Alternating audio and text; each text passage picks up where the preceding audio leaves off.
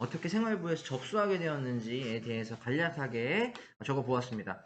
해당 내용을 이땡땡이 1월 3일 생활부로 직접 관련 내용을 주장하며 학교폭력 신고 의사를 알렸고 몇 시 몇 분쯤에 사안 관련 사안 접수하였다. 김땡땡은 관련 내용 중 본인이 언어폭력을 당하였지만 자신이 잘못한 부분이 커 신고 의사가 없다고 말하였으며 보호자 역시 자신의 자녀가 일방적인 가해로 잘못을 인정하고 심의원의 결정에 따라 지도 예정이며 신고를 하지 않겠다. 그러니까 본인은 쌍방으로 하진 않겠다. 이런 내용. 심의위에서도 당연히 이런 내용에 대해서 알아둬야 되기 때문에 보고서에 넣어두는 게 좋고요. 하지만 영상을 촬영하여 무단 유포한 강땡땡을 신고하고 싶다. 그래서 어떤 식으로 신고 접수가 되었는지에 대해서 간략하게 작성을 했다라고 보시면 되겠습니다. 쟁점 사항입니다. 강땡땡이 사실 3, 4 내용으로 확보한 영상을 1월 2일 자신의 친구들이 있는 단체 페이스북방에 유포하였으나 이 내용만 보면 사실이죠. 왜 사실인지는 좀 이따 뒤에 나오고요. 양측의 주장은 다르다. 강땡땡은 영상을 찍은 적도 없고 올린 적도 없다. 다 부정을 하고 있어요. 학생 확인서에 띡하고 요거 한 줄만 썼다. 라고 가정을 한번 해봤고요. 김땡땡이 내가 이 땡땡을 때릴 때 강땡땡이 영상을 찍고 있는 걸 봤고 1월 2일 날 다른 친구가 영상을 봤다고 나한테 알려줬다. 약 10명의 단체방에 공유가 되었다고 해서 친구들 사이에서 폭력적으로 낙인이 찍혀서 괴롭고 나의 동의 없이 뿌렸다. 그리고 뭐 해당 학생이 뭐 나의 명예를 훼손하였다. 실제로 중학교 1, 2, 3학년 학생들이 와서 자신의 명예가 훼손되었다 이렇게 주장하는 케이스가 있어요. 그러니까 각 학생의 주장이죠. 김땡땡 학생의 주장 내용이기 때문에 김땡땡이라고 썼고 이 학생의 내용이 이렇게 있었다. 이것도 마찬가지로 학생 확인서를 첨부해달라. 이렇게 쓰면 되겠죠? 유땡땡은 이제 물어봤더니 목격 학생이죠. 그 목격 학생으로 해당 톡방에 있었던 학생 1월 2일 오후 3시 41분에 강땡땡이 영상을 뿌려서 페이스북 단체 방에서 페이스북 10명 단체 방에서 강땡땡이 영상을 뿌려 31초짜리 영상을 보고 다운로드 받았다. 강땡땡이 이땡땡을 때리는 영상이다. 다른 사람한테 절대하지 않았다. 여기서 중요한 포인트는 만약에 아이들이 영상 유포나 이런 부분으로 아니면은 인터넷에 SNS 욕설 같은 거 올리면은 바로 증거 확보한 이후에 지우게 하셔야 됩니다. 혹은 영상이 유포가 되지 않게 제2의 피해가 나오지 않게 중간 과정에서 영상이 추가적으로 유포되지 않게 잘 지도하셔야 돼요. 그래서 영상 다운로드 받았는지 누구한테 보냈는지 그리고 누가 가지고 있는지 이런 것도 다 체크를 좀 해주시는 게 좋습니다. 2차적인 학교폭력 피해를 좀 막아야 되니까요. 이를 생활부에 제출하였다. 그래서 지금 유땡땡 학생이 보내준 영상, 강땡땡은 영상을 찍은 적도 없고 올린 적도 없다고 하지만 유땡땡 학생이 지금 페이스북 단체방에서 몇 시 몇 분에 보냈다라는 증거 자료를 줬고 실제로 다운로드를 받았고 그리고 CCTV를 이용해서 여기 학교폭력 담당자 저 같은 경우 이렇게 넣는 것도 좋아하는데 저의 의견을 넣는 거예요. 이거랑 관련해서. 근데 이게 뭐가 사실이다라는 게 아니라 조사하는 입장으로서의 이제 견해를 한번 설명하는 겁니다.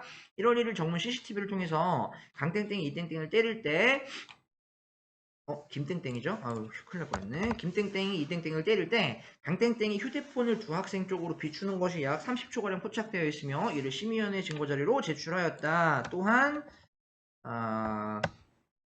영상을 다운받은 유땡땡 학생의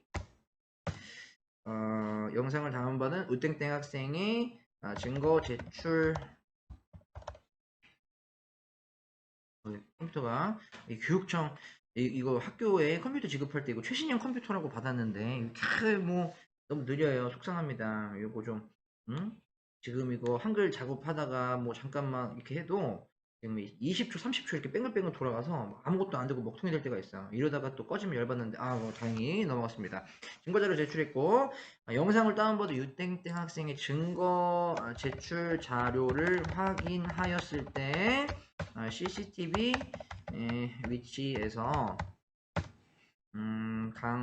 강땡땡이 두 학생을 바라보는 시점과 시간이 동일하다. 그러니까 당사자는 부인하고 있지만 학교 CCTV 위치에 봤을 때 찍고 있던 각도 그리고 영상을 통해서 봤던 각도 두 개가 일치하고 때리는 장면까지 찍혔기 때문에 강땡땡 학생은 이제 요거를 보고 심의위에서 판단하겠죠. 심의위원회에서 강땡땡이 거짓말을 했는지 안 했는지 파악을 할 겁니다.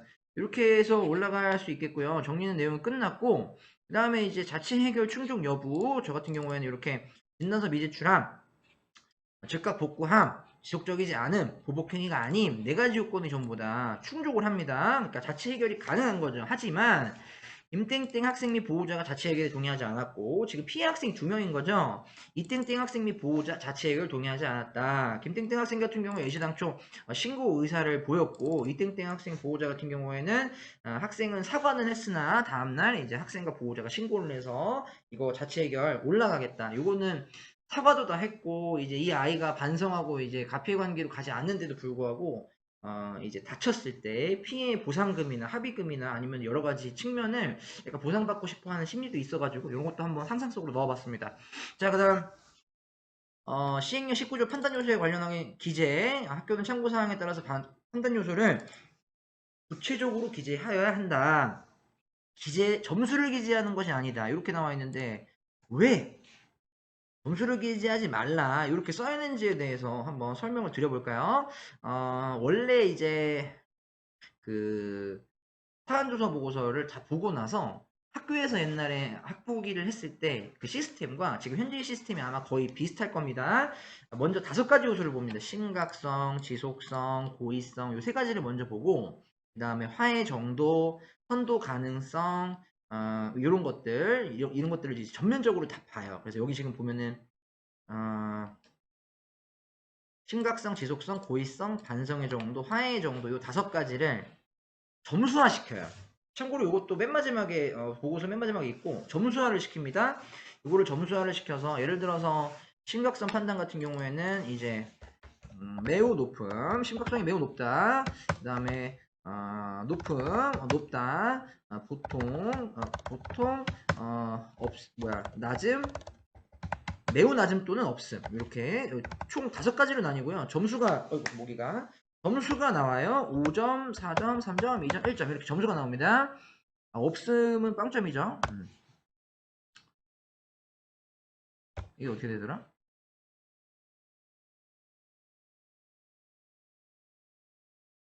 매우 낮음, 없음 이렇게 총 6가지로 나눌 수 있겠네요. 제 기억이 정확하진 않은데 매우 높음은 6점, 5점, 높음 4점, 보통 3점, 낮음 2점, 매우 낮음 1점, 없음은 0점 이렇게 해서 점수가 매겨져요. 근데 이게 심각성만 그런 게 아니라요. 5가지 요소가 전부 다 점수가 매겨집니다. 이렇게 그죠?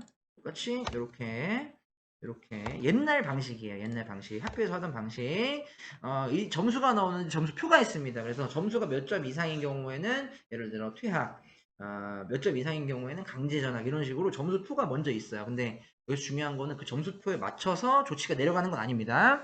그 다음에 하는 게 뭐냐면은 점수에 맞는 이제 조치 예를 들어 합산을 해봤더니 이 점수가 강제 전학 나올 정도의 점수예요. 하지만 위원들이 판단했을 때 이거 강제 전학 정도로 크게 심각한 점수는 아닌데 점수화 시키다 보니까 너무 높게 나왔다. 그러면은 이거를 경감시킬 수 있는 혹은 가중시킬 수 있는 여러 가지 조치를 2가지를 더 보자 하는 게 선도 가능성, 그 다음에 장애 학생인지 여부 이런 거 그리고 이제 여러 가지 종합적으로 여러 가지 판단 요소를 봐서 점수를 매깁니다. 그래서 이 점수를 통해서 그 다음에 이 조치 어느 조치를 내리는 게 좋겠다 해서 원래 보통 통상적으로 조치를 내리자 하고 경감 조치를 해서 조치를 낮춰요. 나중에 소송 같은 거 들어갔을 때도 우리는 조치를 이걸 내리려고 했지만 살짝 낮췄다. 그래서 이 조치가 합당하다 이렇게 주장하는 게 좀 더 먹힙니다. 그래서 아마 이 시스템은 지금 심의위원회에서도 막 비슷한 시스템으로 가고 있을 거예요. 그러니까 여기 옛날엔 점수가 있었단 말이죠. 그 점수를 쓰지 마라. 학교에서 쓰지 마라. 그 말은 요건 써도 된다. 저는 그렇게 해석합니다. 그러니까 심각성 학교에서 판단하고 있는 이거 전담기구 위원들이 같이 의논해야 돼요. 전담기구 위원들한테 자 전담기구 심의원에 올라가는데 김땡땡 학생의 심각성에 대해서 한번 이야기해 보겠습니다. 해서 이제 의견을 받아요. 그거 정리하는 거다 이렇게 보시면 되고요. 주먹으로 상대방 얼굴을 2차 때리는 신체폭력을 가했으며 상대방이 안경을 쓰고 있었기 때문에 심각한 피해를 야기할 수 있었으며 김땡땡 학생은 이를 인지하고 있었다. 하지만 상대방의 놀림이 우발적인 행동이었다고 주장하고 이땡땡 역시 자신을 놀려 우발적인 게 맞다. 상대측가 양측이 서로 우발적인 게 맞다라고 이야기를 하고 진단서는 현재 제출되지 않았으며 하교시 정문 앞에서 발생한 사안이다. 이를 종합적으로 보았을 때 심각성은 보통이다. 그죠? 요 중에서 보통으로 우리는 생각하고 있다. 이렇게 이제 생각하시면 됩니다. 그래서 매우 높음, 높음, 보통, 낮음, 매우 낮음, 없음 이렇게 이제 구분해가지고 작성하시면 되고요. 요거는 이제 전담기구 위원들이 보통에 동의하고 이런 의견들을 주시면은 종합적으로 보통을 내리겠다. 심각성 이렇게 볼 수 있습니다. 그러면 이거 심각성, 지속성 논의할 때 뭘 보고 해야 되냐? 여기 밑에 나와 있죠. 심각성의 판단 요소. 요건 다 지워야겠네요. 원래는 요거를 있으면 안 되니까 이건 다 지우고요. 자, 심각성 판단 요소. 요거를 좀 복사해가지고 위에 작업할 때 위에다 올려놓고 요거에 대해서 설명을 드리고 진행을 합니다. 김땡땡 학생의 심각성, 그죠? 성폭력인지 여부, 폭행의 상해 정도, 진단서 제출 여부. 그래서 아까 진단서 관련 내용이 뜬금없이 없는데도 없다고 쓴 게 요거 때문에 그렇고요. 성폭력은 아니라서 그냥 아예 쓰지도 않았고, 폭행 및 상해의 정도, 주먹으로 어딜 때렸고 이제 안경을 쓰고 있었고 이런 내용이 들어갈 수 있고, 집단 폭력인 경우에는 조치가 세게 올라가요. 심각성이 훨씬 더 올라가고, 피해 학생의 수 마찬가지로 한 학생이 여러 학생을 괴롭혔다 하는 경우에는 조치가 올라가겠죠. 심각성이 올라가겠죠. 위험한 물건을 사용했는지 흉기 같은 걸 사용했으면 조치가 올라가고요. 폭력이 발생한 장소가 예를 들어서 불러내서 유인해서 감금했거나 아니면 이런 건지 아니면 그냥 우발적으로 지나가다가 했는지, 시간대는 학생들이 모이면 안 되는 뭐 새벽 시간인지 아니면 그냥 학교하다가 우연히 지나가던 시간인지 이런 것들이 심각성을 파악하는 주된 요소고, 중요한 거는 심각성을 학교에서 이렇게 해서 보통으로 올렸지만 심의원에서는 이걸 보고 그래 학교에서 보통이라고 했으니까 우리도 보통이라고 하자가 아니라, 학교에서 보통이라고 한 게 수긍이 간다 그러면 본인들도 보통으로 해서 보통 점수를 줍니다. 하지만 심의원에서 학교에서 간과한 게 있어.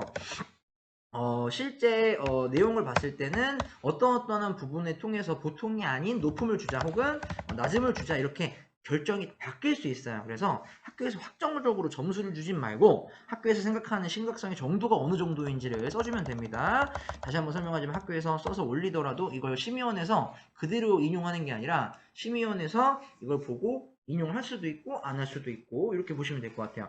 지속성 같은 경우에는 마찬가지로 낮음으로 봤는데 위원들이 종합적으로 의견을 주신 거죠.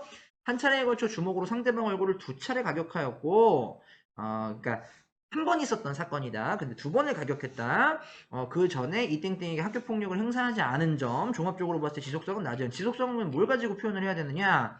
전담기구 심의 결과, 전담기구에서 나온 지속성의 판단 요소, 그리고 해당 학생이 지속된 기간 및 횟수 여기 나와 있어요. 요걸 근거를 통해서 작성하시면 돼요.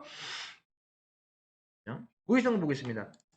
상대방을 놀려 우발적으로 하였다고 양측이 인정했고, 양측의 마찰은 이전에 없었고 비슷한 행동을 한 적이 없다. 종합적으로 보았을 때 고의성은 낮다고 보여진다라는 게 학교 전담기구의 의견이다. 고의성은 그러면 뭘 보느냐? 이전에 학교 폭력 마찰이 있었는지, 비슷한 행동을 한 적이 있었는지, 폭력이 발생한 장소, 그러니까 이런 둘 간에서 마찰이 있었는지를 먼저 보는 것 같고요. 그 다음에 해당 학생이 가해 학생이 다른 학생한테도 비슷한 행동을 했는지, 그리고 실질적으로 다른 학교 폭력 사안이 이거랑 연계돼서 하진 않지만 참고 정도는 할 수 있어요. 폭력이 발생한 장소에 모이게 된 이유, 우연히 만났는지 아니면 불러냈는지, 뭐 이제 강압에 의해서 불러냈는지 여러 가지 고의성이 있을 수 있겠죠. 만류가 있음에도 한 행동인지, 예를 들어서 피해 학생들이 하지 말라고 얘기했는데도 불구하고 또 했다는 경우에는 고의성이 올라갑니다. 교사의 지도가 있음에도 그렇게 행동했는지, 선생님이 불러가지고 아이들한테 지도를 했는데도 불구하고 그 오후에 뭔가를 했다 그러면 고의성이 높아지겠죠. 비난받을 행동임을 알고 있는지, 요거는 이제 제일 좋은 거는 평소에 학교에서 그 학교폭력 예방교육을 어떤 걸 진행하는지, 우리 학교에서 아이들한테 폭력이 나쁘다라는 걸 교육해서 비난받을 행동임을 교육했는데, 몇 월 며칠에 교육했는데 이 아이가 한 달 뒤인 이렇게 행동을, 신체폭력을 하였다, 무슨 행동을 하였다라고 보면 비난받을 행동임을 알고 있는 거죠. 교육을 분명히 했기 때문에. 그날 출석했는지도 확인하면 더 좋고요. 저 같은 경우에는 확인까지 합니다. 그 다음에 이제 요거는 그러면은 학생별로 심각성, 지속성, 고의성. 김땡땡은 이렇게 정리할 수 있을 거고요. 강땡땡이 오히려 폭력의 정도는 낮을 수 있을 수도 있겠으나 정신적인 부분. 근데 지금 봤을 때는 무단으로 동영상을 찍었죠. 그리고 이제 유포를 하였습니다. 사실 이게 정보통신법 부분까지도 들어갈 수 있고 당사자 동의 없이 찍혔고 여러 명한테 유포가 되었다. 그리고 이게 CCTV에도 포착되고 증거 자료가 있음에도 불구하고 심지어 이를 부인해서 본인 당사자가 심각성을 인지하지 못한다. 그러니까 종합적으로 판단했을 때 높다라고 학교에서는 생각한다. 전담기구에서 생각한다. 이렇게 보면 될 것 같고요. 지속성, 영상 촬영 다음 날과 관련 내용을 유포해서 약 2일간 일어난 사건으로 보인다. 종합적으로 지속성은 낮다라고 보여진다. 자, 고의성. 평소에 김땡땡과 사이가 좋지 않다고 스스로가 밝혔고 10명 방에서 김땡땡에 대한 악의적인 뒷담까지도 보였어요. 이제 여기 위에는 쓰진 않았지만 내용이 있었다고 가정을 하는 겁니다. 학교폭력 예방교육 시간에 사진 및 동영상 무단 유포가 사이버 폭력임을 3차례 교육한 바 있는데 해당 내용이 학교폭력임을 인지하였음에도 불구하고 이를 유포하였고 종합적으로는 고의성은 높다라고 학교에서는 본다. 사실 실질적으로 주먹을 휘두른 학생보다는 오히려 더 자신의 잘못을 인정하지 않아서 점수가 좀 높아지는 케이스가 있을 수도 있겠죠. 반성 정도 가겠습니다. 반성 정도는 뭘 보고 참고해야 되나요? 마찬가지로 밑에 반성의 정도가 있어요. 전담기구 조사 협조 여부. 참 이거 전담기구 조사하시는 분들 입장에서는 와가지고 솔직하게 이야기하는 친구가 있는 반면 거짓말을 하거나 소리를 지르거나 협박하거나 이런 경우도 있어요. 자기 이거 조사 진행하면은 자기 뭐 교육청에 신고하겠다 이런 식으로 다 기입하셔야 돼요. 그래서 조사 협조를 어떤 식으로 거부하고 어떤 식으로 회방을 놓으려고 했는지 이런 부분들이 반성 정도의 판단 요소를 확실히 떨어뜨리는 이거는 점수가 낮을수록 점수가 높아져요. 그래서 사안 접수 이후의 태도 변화. 그러면 사안 접수를 했는데 아이가 반성을 해서 좀 더 태도를 변화했는지 아니면 확인된 내용을 인정하는지 인정하지 않고 자기는 끝까지 버틴다 하면은 이거는 반성의 정도가 점수가 올라가겠죠. 한번 볼게요. 반성의 정도. 김땡땡은 전담기구 조사에 적극 협조했고 사안 접수 이전과 이후에 수업 태도 및 교우 관계는 좋으며 확인된 내용을 모두 인지하였고 자신의 잘못을 시인하고 반성하고 있다고 말해서 반성의 정도는 매우 높다. 하지만 강땡땡은 2차례 진술까지 거부하고 3번째 권유의 확인서를 작성하였으며 증거 자료가 있음에도 하지 않았다고 발뺌을 하고 있고요. 사안 접수 이후에 학교폭력이 아닌데 학교에서 강요한다고 교무실에서 소리를 지르거나 김땡땡이 신고한 것 같다고 신고자 절대 이야기하시면 안 되는데 김땡땡이 신고한 것 같다고 다른 친구들한테 소문을 내고 다니는 것이 포착이 되었어요. 목격 학생 확인서까지 했네요. 종합적으로 반성의 정도는 매우 낮음 점수가 가장 올라갑니다. 그래서 반성의 정도 이런 것도 작성할 수 있어요. 자, 화해 정도 마지막 학생 간의 화해 그 다음에 보호자 간의 화해에 대해서도 쓸 수 있는데 이거 어떻게 쓰느냐 자 화해 정도 고소고발 여부 화해가 되었는지 합의서가 제출됐는지 화해 노력을 하는지 학생 및 보호자의 갈등 조정에 대한 의지가 있는지 이런 것들이 종합적으로 고려가 되어야 하고요.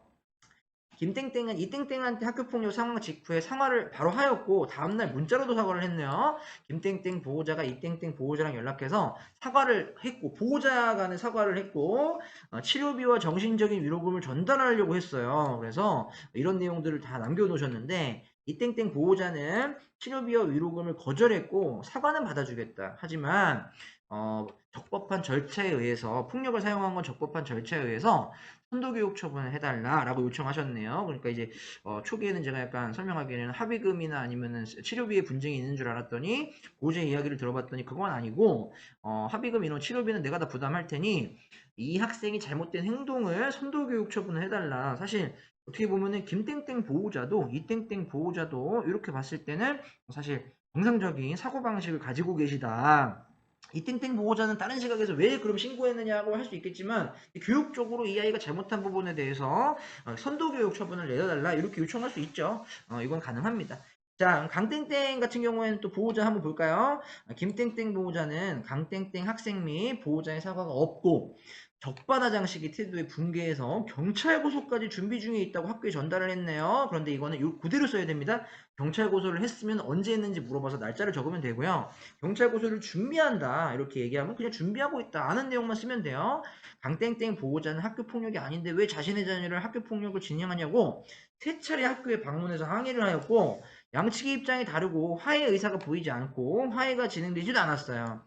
강땡땡 학생 역시 모두 부인해서 화해를 할 필요도 없다고 답변을 하고 김땡땡 학생 역시 강땡땡이 사과를 하더라도 받아주고 싶지 않다고 답변을 하였다. 그래서 화해 정도가 거의 없어요. 지금 봤을 때 반성도 하고 있지 않고 그리고 여기서 관계회복 프로그램과 갈등 조정을 진행했는지 보호자 확인서에 이걸 안내하게 되어 있기 때문에 양측 보호자한테 다 이야기를 해야 되는데 김땡땡과 강땡땡 두 학생 사이에서 둘 다 설명을 했지만 진행 의사가 없었고 김땡땡과 이땡땡 사이 학생과 보호자에게 갈등 조정을 설명했는데 보호가 빠져야죠.